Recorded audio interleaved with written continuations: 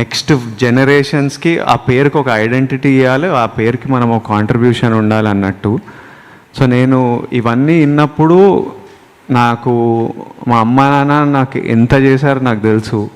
మా నాన్న చిన్న చిన్న ఇన్సిడెంట్స్, చిన్న చిన్న సీన్స్లలో దాంట్లో చెప్తున్నా, నాన్న ఎప్పుడు కూర్చొని బిల్లులు రాసుకునేవాడు. మంత్లీ ఖర్చు ఎంత, ఇన్కమింగ్ ఎంత, అవుట్ గోయింగ్ ఎంత, ఏమైనా అరేంజ్ చేయాలా అన్నది.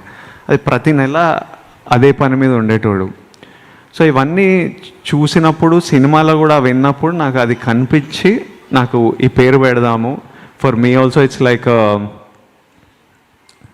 a dedication to my dad and to all fathers who fight for us in a way. So I asked him, అందుకే అలా అడిగాను.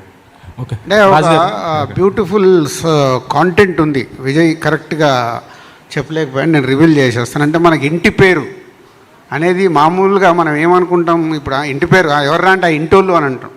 అంటే ఆ ఇంటి పేరుకు ఎంత ఇంపార్టెంట్ ఉంది అనేది ఒక సిచ్యువేషన్లో హీరో క్యారెక్టర్ ఎక్స్ప్రెస్ చేస్తాడు. సో ఏదో ఊరికే కాదు, అంటే ఇలా ఉండాలి. ఒక ఇంటి పేరుతో మనం బ్రతుకుతున్నామంటే ఆ ఇంటి పేరుని నిలబెట్టాల్సిన అవసరం ఉంది అనేది ఒక సిచ్యువేషన్లో మాట వస్తుంది. ఓకే రాజు గారు, సార్ అంటే ఫస్ట్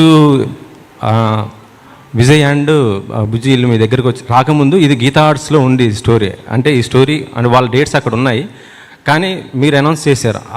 వెంటనే అల్లు అరవింద్ గారు కొంచెం హర్ట్ అవ్వడం కూడా జరిగింది. కానీ ఆయన ఏ విధంగా మీరు ఒప్పించారు అల్లు అరవింద్ గారు? అరవింద్ గారికి నాకు ఉన్న రిలేషన్ మీ అందరికీ తెలుసు. మా మధ్యలో అది ఏం లేదు. దాన్ని మళ్ళీ టాపిక్ డీవియేట్ అవుతుంది. ఏం లేదు. అరవింద్ గారు నేను రేపు ఫోటో దిగి పంపిస్తాను మీకు రిలీజ్ ముందు. ఇందులో రష్మిక స్పెషల్ క్యారెక్టర్ ఉంది అని టాక్ వస్తుంది, ఉందా ఏమన్నా? రష్మికది ఏమన్నా స్పెషల్ రోల్ ఏమన్నా? కాదమ్మా, నువ్వు ఏమంటావు చూడు, ఇంకో 3 రోజులు అయితే థియేటర్కి వెళ్ళు. అది కూడా నేను ఫ్యామిలీతో వెళ్ళు పంపిస్తున్నా అని చెప్పినగా. ఫ్యామిలీతో సినిమా చూడు, తెలిసిపోద్ది. విజయ్ గారు, యాక్చువల్గా ఈ బ్యానర్లో